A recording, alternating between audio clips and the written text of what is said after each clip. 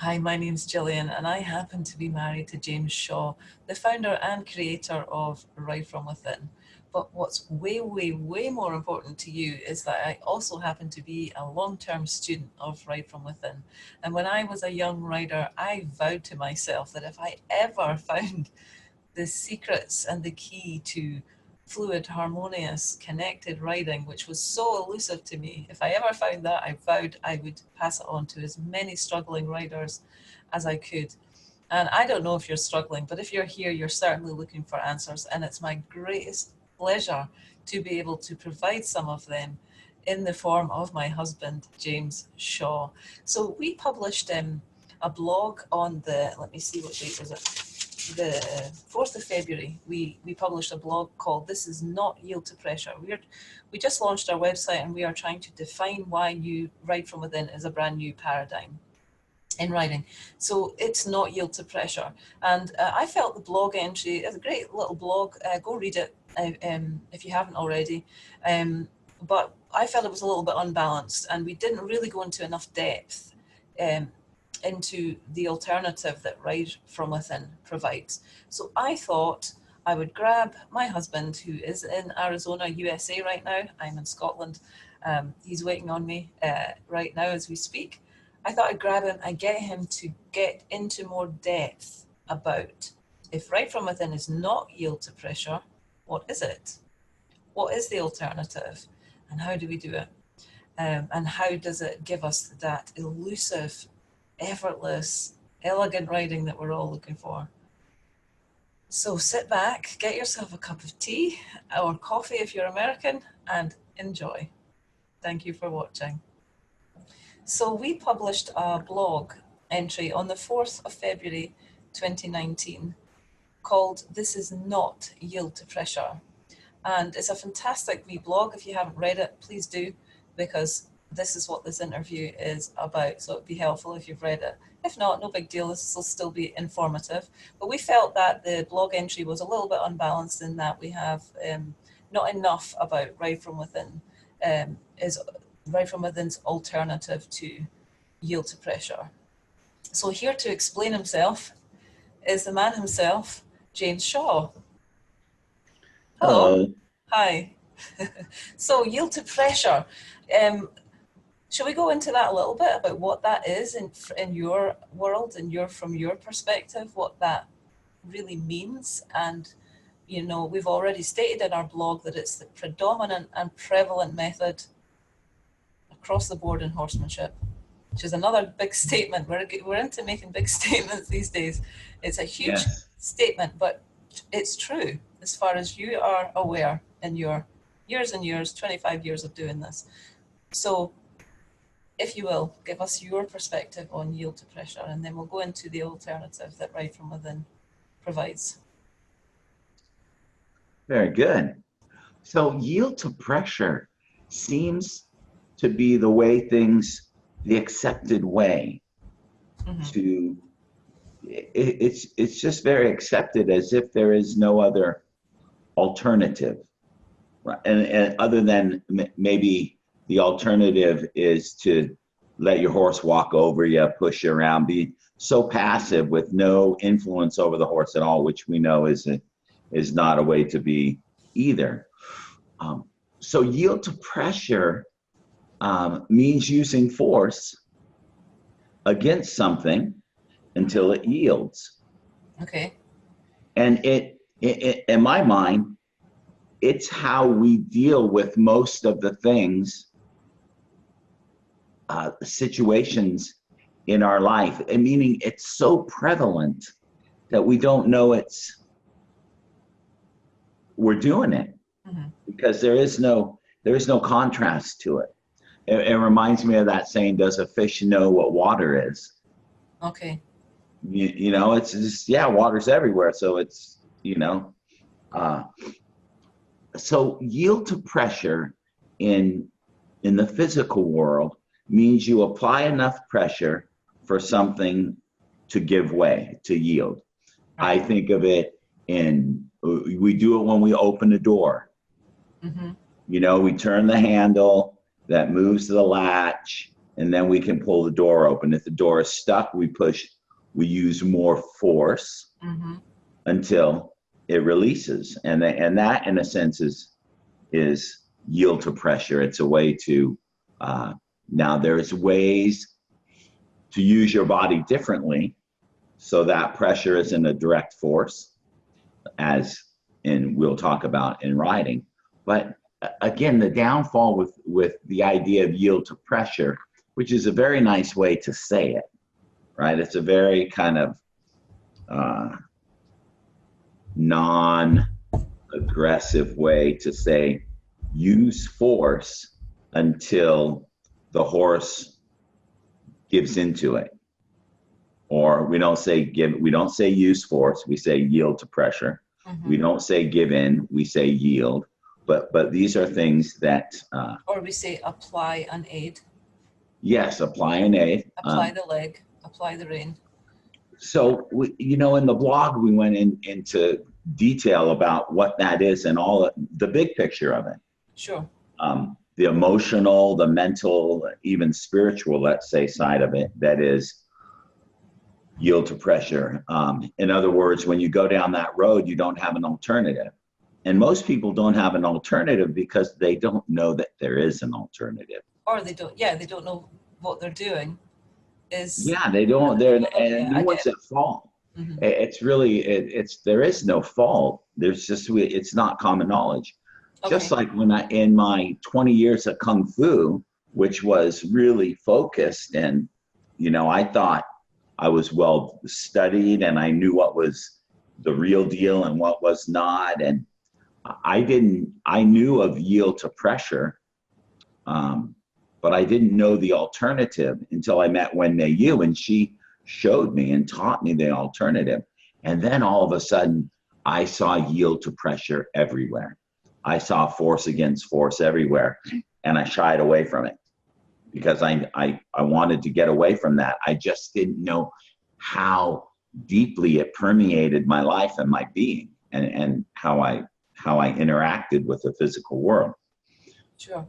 So tell us, what is the alternative? Let's go straight there, because like you say, we go into depth in the blog about the downside of yield to pressure, but we didn't deliver enough, I don't think, on what Ride From Within provides as an alternative. So let's just go straight there.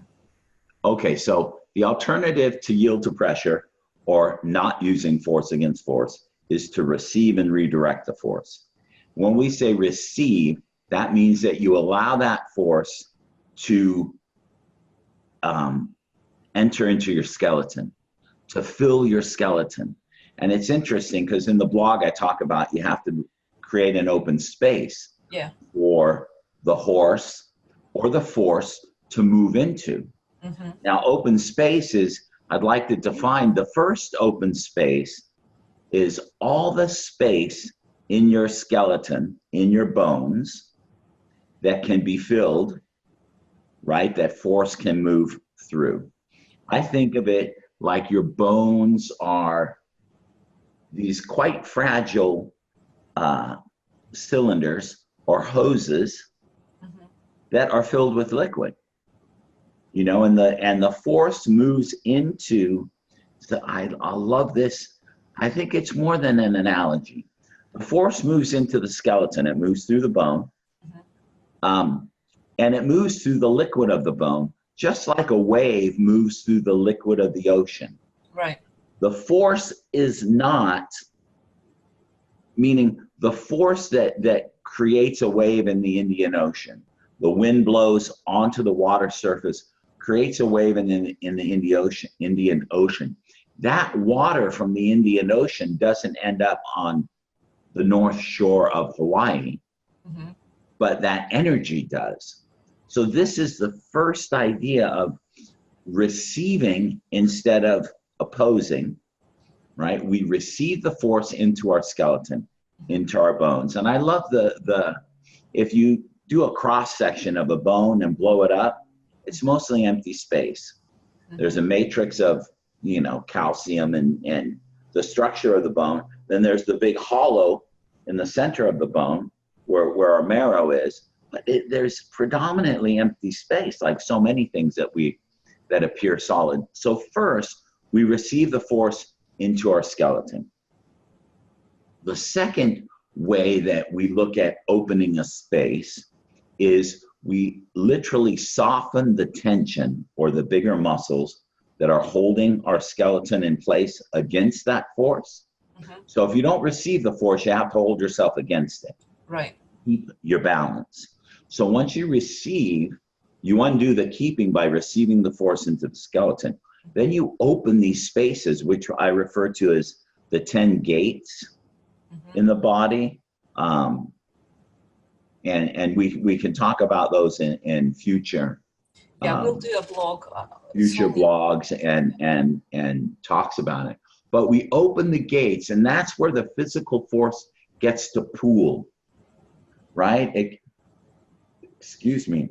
It gets to come up and dissipate in a sense. So it doesn't, the force is dissipated, but not neutralized, meaning that it's still available to use. And that's where we redirect it. Okay. So can you give us it in terms of a real example in writing, or even go back to the door analogy, because people are probably saying, how is it there's no other way to open a door? So can you maybe give us an example with the door, and maybe then a writing example of what? Yeah, I'll give the door example. When you open a door, here's a good example. When you open the door and you think it's unlocked, but it's locked, you quite often pull yourself into the door. Oh, yeah. Or this happens to me, I'm embarrassed to say, quite a bit. Not quite a bit, it's where I noticed it. I would go to open my car door and it would be locked, and I would just pull against it, expecting it to open. And that pull would totally break the grip that I had on the handle. And I pull my arm off and feel foolish. So that's the epitome of force against force, right? Is that we overdo it. We use too much force. We're not connected to the earth, if you will. So the analogy of opening a door the other way, if when you pull the door, that first initial pull, right, the first little bit of pressure that you put on the door knob, if that's allowed, that force creates let's say an equal and opposite force. If that opposite force is allowed to enter your skeleton, through your entire skeleton, through each joint into the ground, then when you pull on the door, you don't pull yourself off balance forward, you don't lose your grip. That's the initial receiving through the skeleton. Then you can turn your entire seat or your waist to turn your upper body to open the door instead of literally just pulling your arm back. Oh, because the force is in your body, so you can then use it. Yeah, it's in your skeleton. Oh, that's good. Yeah, it's funny. I'm sure not everybody will be as excited as we are. Well, it's exciting because who knew?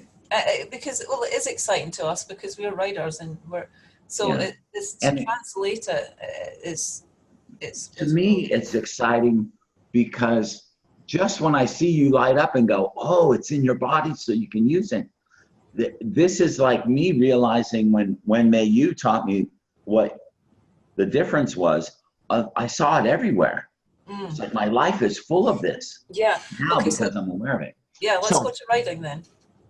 So writing, when you in writing, when you receive the force through your skeleton into your sacrum and up into your lower back, this is the first opening, right? And it's preempted by some breathing and self-awareness, expanded self-awareness, which means quieting the chatter, and really focusing and feeling, getting in touch with that right brain, the feel and sensitivity side. Once we do that, when you take some of the curve out of your lower back, which is the second gate that we talk about, the Ming-meng, taking some of the curve out of your lower back, which changes the angle of your sacrum, opens the Ming-meng, right, this area, so that you receive that force through the skeleton, through the curve in the lower back, instead of it getting stuck. And immediately, the horse's haunches change. Immediately, their gait, not their movement changes. And if we're aware, we can feel it. Now, the downside is sometimes we're so focused on us, Yeah. we just realize, oh, my horse is moving well. Yeah, it feels We good. don't pinpoint that it's done the same thing in its back. Right. So, and once you've received it through the sit bones into the pelvis, the sacrum, and the lumbar spine, Yeah. then just like turning my body to open the door instead of just pulling with my arm, Mm-hmm. I can move my pelvis in a new way that's now available because it's open and released. Mm-hmm. I can move the pelvis in a new way that directly and profoundly speaks to the horse's hind end. Do you know what? I have just got that in this right now, doing this. What I mean is, I have been working on this for so long, but what I didn't put together was that the reason I'm so influential is because I have received the horse's force into my skeleton. That's why I'm so influential. I had to just put that together. Sorry, it's just very exciting. I realise now why it works. Like I have obviously got the experience that it works, but I didn't put those two things together up here, which is the reason when I turn my body and my horse bends without me using the rein and turns exactly where I want him to go, is because I have some weight, meaning I have some influence because I have got his power in me and then down through him. Yeah, so he has to go that way, right? Yes. Or the Well, way that I want him to go. I would say he'll go that way. He'll choose to go that way, because again, like we said in the blog, yield to pressure is a dictatorship. Yeah. And the one who's bigger, faster, stronger, or has the advantage of strength and leverage, is the dictator. Now we never use the word dick. No. What's that? Can I just clarify, when you say or has the advantage, you mean stirrups, reins? Reins, something to hold on to, something to leverage against. In the back, yeah. Okay. Yeah, a grounded fulcrum, if you will, if we're thinking mechanics. Sorry, don't need to, but yes, that's it. We have that advantage. So yes, that idea of receiving into the skeleton, that's the first opening, right? Is opening. And we do that through alignment. And we do that alignment by letting go of the big muscles that cause tension, that literally close that force, keep the force on the outside. Mm-hmm. So it pushes on the bone, but it doesn't push through the bone, if that makes sense. Yes. So once it's through the bone, then we can use rotations, turning the pelvis on the vertical axis of the sacrum, which can be a minuscule, almost unperceivable movement that has a very profound effect. Right? So it's not this big, wild movement. It's a small, absolutely consciously controlled by the rider movement that is a direct communication with the horse. So I believe this space that the horse moves into, it feels itself in that space. Right. Because it's more aware of its force in us than we are of its force in us. Absolutely, which if is, we're not trained, we can't feel it, but the horse feels it. Yeah, yes, exactly. And that's why I think it's sometimes magical in the beginning. Yes. Yeah. Oh my God, yeah. You know, and I quite often hear, he's always done this and now he doesn't do it. Yeah. It's always magical in the beginning, because if you're only used to using force to get an outcome, when you first feel that there's something else and the horse magically does it, it does feel magical, because you're not aware of the physics that are involved that made it all work, made it all happen. And that's a bit of a double-edged sword, because it's magical, but because we're not that aware, we go, oh, how did I do that? How can I do it again? Yeah. Did I just get lucky? Or maybe you just wanted. So I get that. I totally get that feeling like, oh, it's magical. Oh, how do I get it back? So beyond receiving through the skeleton and using these small turns in the, this rotation, third dimensional movement in the seat, we can start to apply that rotation with your humerus bone. Yeah. We can start to apply that rotation in turning just the thoracic spine Yeah. not the lumbar spine. So let me be clear for the people listening. So rotation is the redirection, right? So you've received the force. Rotation is the redirection after you've received. Yeah, you Yes. redirect the force. Yes. To produce an outcome that you desire, i.e. go that way. Yes. Slow down, Yes. speed up. And it feels completely different. It does. I can vouch for that. I push on a horse. If I push into the horse, that horse pushes me right back, meaning it doesn't have to move. If I rotate, if I first push a little bit and let my push bounce back into me to the ground, the horse immediately softens. Now it doesn't matter if I'm working on a muscle, right? Or a nerve cluster or the fascia. That receiving the horse's force through my skeleton into the earth before I apply any more force sets it up completely differently. Then if I rotate my humerus, which is carrying that force, and I push the horse, they move dramatically and softly and never disconnect from me. Yeah. They never disconnect from me when, and this is important, they never disconnect from me when they are moving. Yield to pressure when the horse moves or the object moves, it has already disconnected from you. Wow. Already disconnected. We might not feel it or see it that way because we don't know the difference. But this idea of receive and redirect is you're always connected to the horse. Now, the frustrating part of this, and I totally understand, I want to help you guys remove the frustration that comes in. You know, we talked about in the blog the frustration, maybe anger, maybe a little more force, hurt. You know, I'm hurt. My horse isn't doing what I want it to do. That can be neutralized, or that cannot even come up when you realize when they stay connected to you, it means that they're always telling you the truth. Meaning if my horse doesn't go this way, it's not his idea. He's doing or she's doing exactly what my body's telling it to do, although I may be unaware of it. Yeah. So then, instead of going, it's their fault, I wish you would just do, you know, instead of all the mental chatter, right? The emotionally driven reasons, we go, oh, it's me. And then you turn that around to it's me. And then the world opens up because you start looking at where it could possibly be me. And you can my sit bone's disconnected. Oh, I pushed down on I tightened my glove. Oh, I used a little bit of Ray and I didn't let go of that tension. Oh, there's something outside of me that the horse sees that I don't see. But it opens up the whole conversation to, it's not the horse, it's me.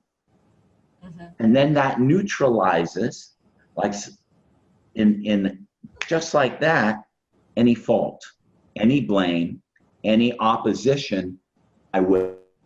Because that's what force against force is. I'm imposing my will with force onto that door so it opens. Yeah. I'm imposing my will onto the horse to go right when it would rather go left. It is imposing our will. So when we realize that because of this opening, and they're free to move into us, and they do, we have this connection that's never broken when we redirect. So it's both of our ideas to go left, let's say. Rather, you're saying, imposing your will, you will go this way. So this is, oh, we'll both go this way. It's both of our idea. And the horse goes along with it because you are connected. And then if it doesn't do something that you're asking in this manner, you can then immediately go, it's me. What are you telling me that I don't know about myself? What are you telling me about me that I don't know? Oh, I've got weight on the outside and I didn't know. Fantastic. It's beautiful. Yeah. Fantastic. It's such a beautiful way to be with the horse. Well, it's harmony. It is. It's harmony. Perfect. Jamie, you know that we could go on for the next 5 hours talking about this because we'd love doing it, but Yeah. I think we better call it a day there. I do hope that made everything a little bit clearer for everybody. I'm sure it certainly certainly taught me, joined a few dots with me. So Yeah. thank you very much. I would like to give them just one bit more, a little more Oh, concise. we can never shut you up. If you use the pelvis, that left-right movement, Yeah. yeah, that third dimensional movement, it changes the seat. And then there's a wealth of aids just from those movements. Then if, as that force travels up through your spine and you move your thoracic spine independently of your seat, right? Independently of the lumbar spine. Yeah. Then you start to speak to the withers in the same way that their thoracic bends. Yeah. You don't have to use strength and leverage. And then once you start to find the movement in your arms that always is initiated with a rotation in the humerus bone, that completes a cycle and gives the energy back to the horse, and they will give you something back in return. And that's that soft, rubberized, elastic connection that goes way beyond my ability to explain what it feels like. It's much deeper when you find that rotation in your humerus. So those are the first, the seat, the pelvis, then the thoracic, then the humerus, as far as rotation to redirect what you've already received. Amazing. That You might be really do helpful. have the keys to the kingdom, don't you? Thank you Wow. so much. Thank you. You're welcome. Well, there you have it. I do hope that shed some light on things for you. It certainly lit up a few neurons in my head. Yeah, brilliant, brilliant. But I'll never tire of listening to Mr. Shaw doing what he does best. So if that resonated, you want to learn more, check out the website rightfromwithin.com. And really, nothing beats learning this like actually coming to a clinic, to actually feel in your body what this receive and redirect actually really means in real terms. So if you want to do that, go check out the event calendar. It's got its own icon on the homepage of the website, on the top right-hand corner of the banner. Click on that and you'll get to see where James is this year.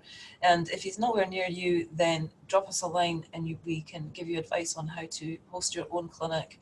Failing that, you can have an online video lesson, which, as I've said before, is great value for money because James doesn't miss a thing. He's very gifted, and we'll go into that in an interview one day.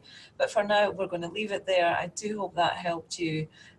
Keep asking us your questions. You can email me, Gillian at Right From Within, or you can email James directly, James at Right From Within. We are happy and delighted to answer your questions. If you like this video, please like it, comment and subscribe below. And if there's anyone that you think would enjoy this, share it, spread the word. We want to shift a paradigm and you're going to help us do it. Thank you for watching.